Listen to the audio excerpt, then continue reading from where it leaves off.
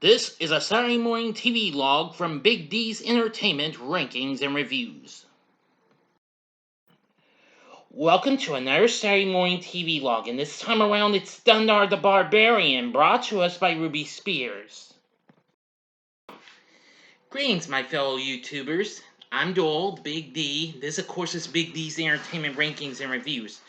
So, today's Saturday Morning TVLog is another one of my childhood favorites, and another show that came out the year I was born, 1980. It is Thundarr the Barbarian, which recently celebrated its 40th anniversary a month ago. Thundarr the Barbarian is a sci-fi action-packed Saturday morning tune created by Steve Gerber and produced by Ruby Spears. The show originally premiered on ABC in October of 1980. The show ran for 2 seasons and has become one of my few favorites, and among one of my favorite shows direct from Ruby Spears, which of course is Hanna-Barbera's sister company. Well, not yet anyway, because the studio was under license at Filmway still when the show first premiered. But then, of course, Ruby Spears got bought by Taft Entertainment, the original owner of Hanna-Barbera. So I'm just trying to do some checking out and what have you, yes.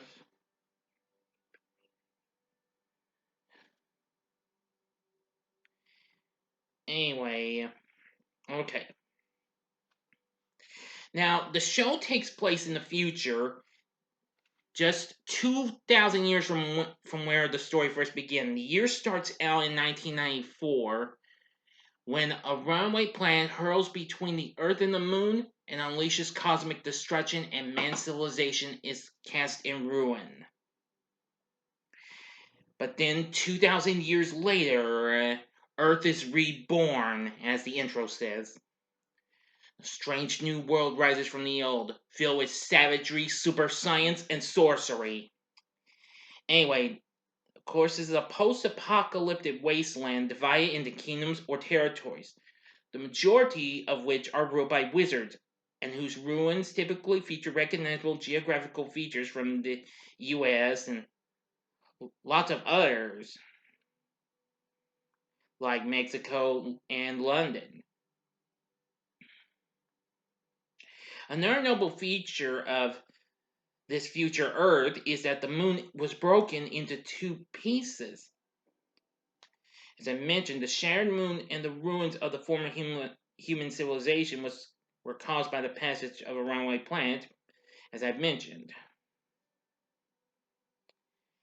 Anyway, however, by the time period in which the series is set, the Earth and Moon seem to have settled into a new physical balance. Anyway, this new Earth is far more chaotic than old Earth. But however, one man bursts his bonds to fight for justice. Thundarr, a muscular warrior whose companions include the formidable young sorceress Princess Ariel and the ferocious Ukla the Mock, travel the world on horseback, battling mostly evil wizards who combine magical spells with reanimating technologies from the pre-catastrophe world. Some of these malevolent wizards enlist the service of certain mutant species to do their bidding. Now, other enemies of the series include the Brotherhood of Night, a group of werewolves who could transform others into werewolves by their touch, the Cosmic Stalker from the stars, a predatory, malevolent cosmic vampire, and various other mutants. There's also intelligent humanoid animal races like the Groundlings, rat-like characters, Karaks, crocodile-like people, and talking hawks and pig-like mutants. New animals that exist include fire-shooting whales, a giant green snake with a grizzly bear's head, and even mutated dragonflies and rabbits. Anyway, now of course, Thundarr, of course, as always, in the last bit of the intro narration, this hero pits his strength, his courage, and his fabulous sun sword against the forces of evil. Now, the Sun Sword projects a blade-like beam of energy when activated and can be deactivated so that it is only a hilt. The Sun Sword's energy blade can deflect other energy attacks as well as magical ones, and can cut through nearly anything, and can disrupt magical spells and effects. The Sun Sword is magically linked to Thundarr, and as such, only he can use it. However, this link can be disrupted. Mm-hmm. So that's how the series is. Now here's some facts I found out. Now, comic book writer and artist Jack Kirby worked on the production design for the series. The main characters were designed by fellow comic book writer artist Alex Toth, who I'm sure worked on other cartoons that came out before this. I'm pretty sure of it. However, Toth was unavailable to continue working on the show, so most of the wizards and other villains and secondary characters that appear in the show were designed by Mr. Kirby. And he was brought onto the show at the recommendation of comic writers Steve Gerber and Mark Evanier. Now, of course, Gerber was the creator of the series. He and a friend, Martin Pasco, who I'm familiar with that name, he went on to write for various shows, including a show that sort of followed in the footsteps of this, Black Star, the following year in 1981, but he also worked on lots of other shows. And I'm pretty sure Batman the Animated Series is one of those. Anyway, the two were having dinner in the Westwood area one night during the time Mr. Gerber was developing the series. So he commented to Pasco that he had not yet decided upon a name for the Wookiee-like character the network insisted be added to the series. Yes. Now, that's one thing. Ookla the Muk almost kind of looks like a Wookiee from Star Wars, which, of course, The Empire Strikes Back came out the same year. So, as the two walked past the gate to the UCLA campus, Pasco quipped, "Why not come Ookla?" So Pasco later became one of several screenwriters also known for their work in comics, such as Roy Thomas and Jerry Conway, to contribute to the show. After writing several scripts, singly and in collaboration with Gerber, Pasco became a story editor on the second season. Other writers included Buzz Dixon and Mark Jones. Of course, Buzz Dixon, I'm familiar with that name, who's actually worked on stories for rival studio Filmation. Anyway, let's see.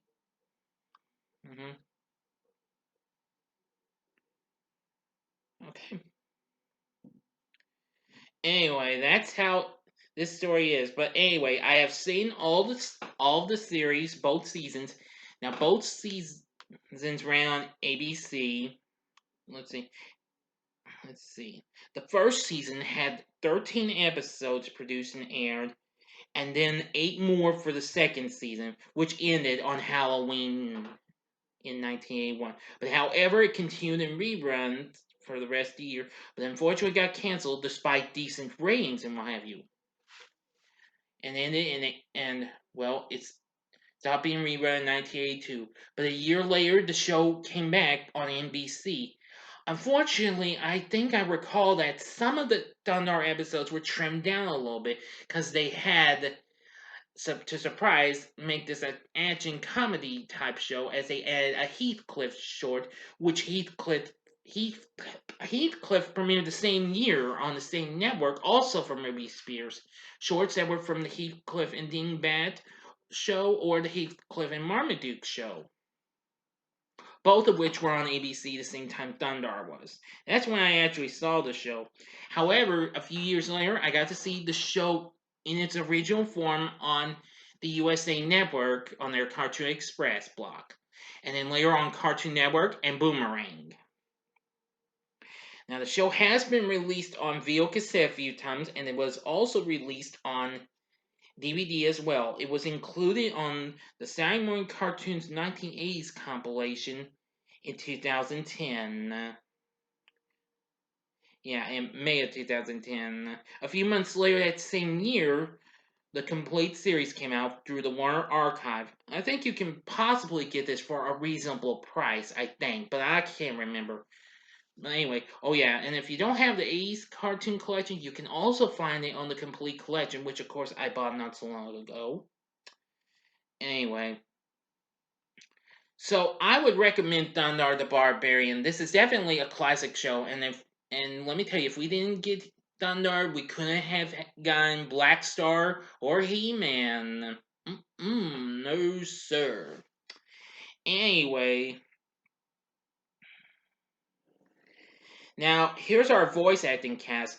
Thundarr is voiced by Robert Ridgely, who recently voiced characters like Tarzan, Lord of the Jungle, and Flash Gordon for Filmation. He's also appeared in other shows for the Filmation studio, such as the underrated short-lived Uncle Croc's block, and he also appeared in an episode of Arc 2, which I'll be doing a Saturday Morning TVLog that's possibly early next year. We'll see.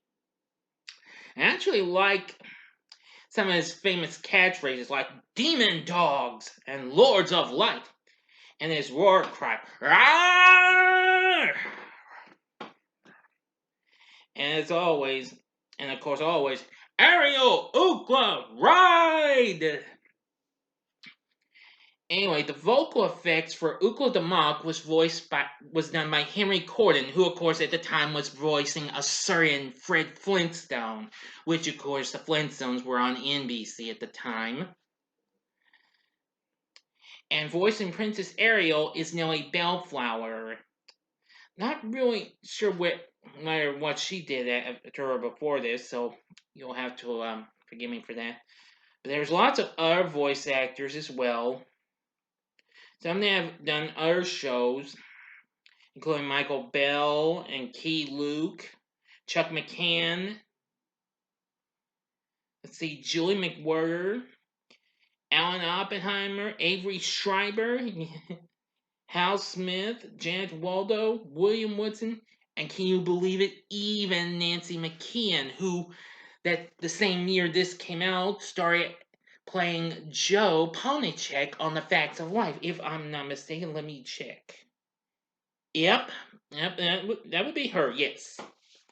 I just want to check my sources to make sure. Dick Tuffield does the narration in the intro.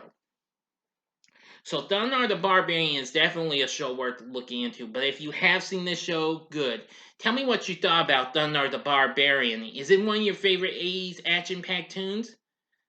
Please tell me in the comment section below. If you like the video, click the like button below. Subscribe to my channel as well and be a part of the Big D Nation. Join me next Saturday morning when I take it into the past or the future with a little certain cool dude as I talk about another show that recently turned 80, just turned 80 this past week, the Fonz and the Happy Days Gang. Anyway, thank you very much for watching, and if you like this, you might want to check out some of these videos as well. In the upper left-hand corner, see my TV log of the original He-Man, the Masters of the Universe. In the upper right-hand corner, you might want to check out my review of the Flash Gordon theatrical movie, which came out the same year this show did in 1980. Or if you want to lay off the sci-fi action, go to the bottom left-hand corner and see last week's Saturday Morning TVLog of another 1980s show that just turned 40 this past week, Richie Rich, which it's already become my second most viewed video of the month. And the bottom right-hand corner is a button you can click to subscribe. If you like rankings and reviews on movies, TV, music, video games, etc., then I'm your guy. Stay tuned, and I'll be bringing to you another spoiler-free movie review later on tonight. So until next time, I'm the Big D saying see ya.